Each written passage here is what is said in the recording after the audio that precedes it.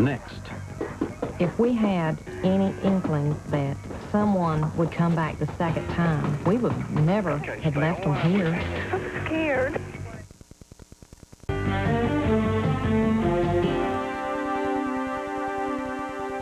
For years, the Rose family had felt safe in their home in the small town of Lexington, North Carolina.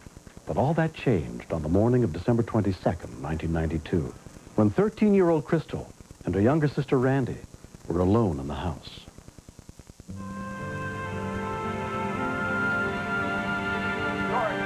We feel like Crystal was capable, because she is a mature 13-year-old, to stay at home. The day before, a stranger came to the door. They did not know who this person was. She immediately called 911, but they didn't find anyone. If we had any inkling that someone would come back the second time, we would never have left them here.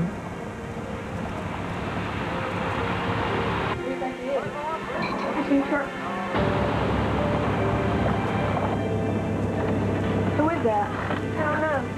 You recognize him? Right.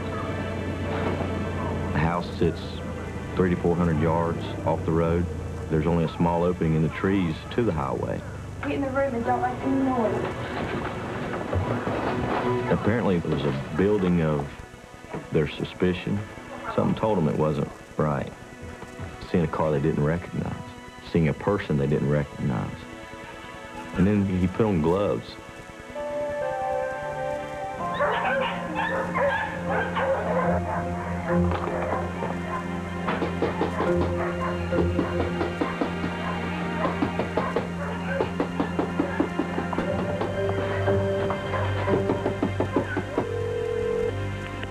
Davidson County 911 Sheriff Fire Medical. Can you send a sheriff to my house, please? What's the problem? We got somebody at my door. Okay, this is where we were at yesterday. Yeah. Davidson County Dispatcher Steve Lee took the call. Yesterday didn't turn out to be anything, and my first thought was, well, you know, it's going to be the same thing. Is it the same person? But you have to treat everything like it's real. Okay, are you there by yourself? Yes. Okay, stay on the line with me, okay? Lexington 109. 109, proceed to 64 East to the Rose residence. My partner, Sandy Williams, and I, we've worked out something that we call tag team dispatching. And I know Sandy's getting help going. I can concentrate talking with the caller. Okay, is he still at the door now? Yes, he keeps knocking. Okay, what type of car is he in? I can't tell. I'm in my room right now. Can you hurry, please? Okay, there, stay on the line with me. Can you tell what type of car he's in or anything? No, Can you tell me what he looks like? he's got brown blonde hair. Brown? He's a white person. My closest car was down south, was nowhere close to the area. But I had a civil unit close to the residence. 6 on Cedar Lodge traffic. 503 Lexington, we're in immediate vicinity. We will respond. 4 deputies with the Sheriff's Department, including Major Marshall Nance, happened to be in the area. When you start off with a 1060, that's just a plain suspicious vehicle. We have them all the time. But as we got nearer the scene, the situation changed dramatically. A Randy Rose residence. This is in reference to a 1060. Subject's at the door at this time. Okay, what color is your house? My house is cream color, sir. And Okay. he's knocking real mean. Okay, it's just, okay, I've got somebody there real close.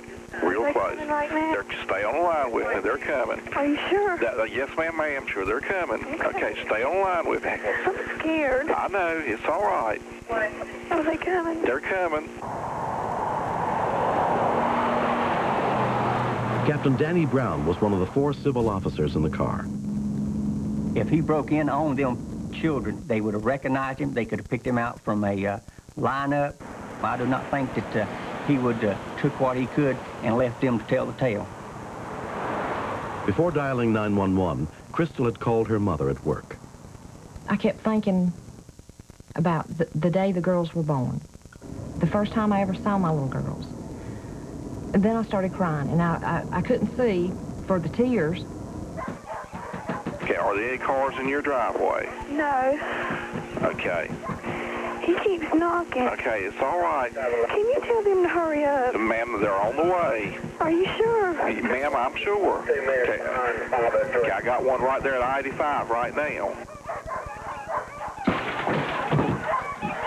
They knocked the door down. He's knocked the door down. 109, 105, 10, 12, 503. Subject has made entry at this time. Yes, sir. Stay on the line with me, okay? He's in here. Okay, stay on the line with me. You got a beige house, right? Okay, what's going on now? Is he in the bedroom with you? I've heard people being beat up on telephone. I've heard people having heart attacks on telephone. But just to lose them completely was scary. He was responding to a false contact. Subject had gained entry into the house. I didn't know if he was in the room with them, or had he took them hostage, or had he hurt them before we got there. I just saw a figure of someone in the doorway for just a brief second, and they ducked back into the house.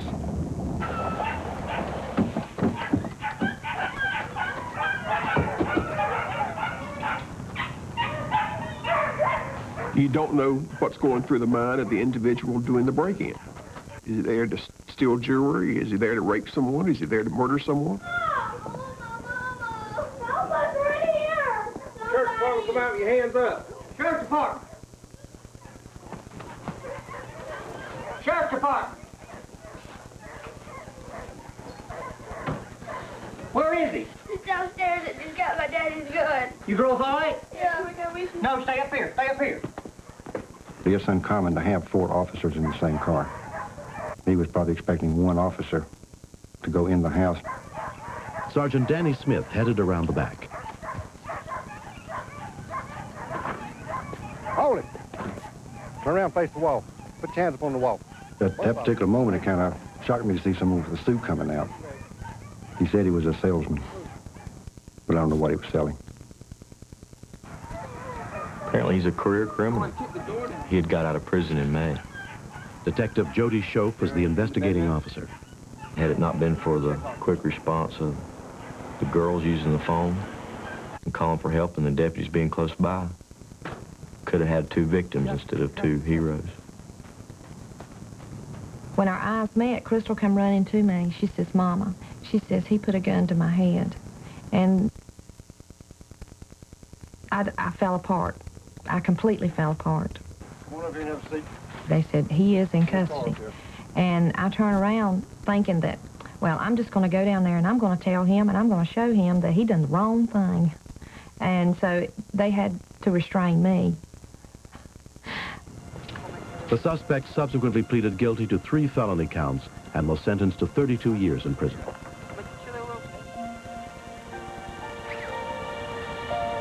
6 months have passed, but the painful memories of that day still linger. They was braver then than they are now. I mean, well, it gets dark, they won't go outside. They won't even go down in the basement unless one goes. There's got to be 2 of them. I don't believe they'll ever get over all of it. They'll remember it. But I hope they can get where they can sleep in their own bed. Wait a minute. Whoa here. Later on, she says, Mom, I was shaking so bad, I couldn't get to the gun. I said, Crystal, don't worry about it. You done the right thing. You done the right thing. I'm glad she didn't load the gun, because he could have taken it from her. He could have used it on her. It's changed my view of people having their guns on display. These crimes move at a rapid pace. The military and the police are the only ones I'm aware of that are trained to handle a firearm in a defensive manner under those stress conditions. It's a lot different than shooting skeet. You go back to thinking, what if? And what if tear you apart?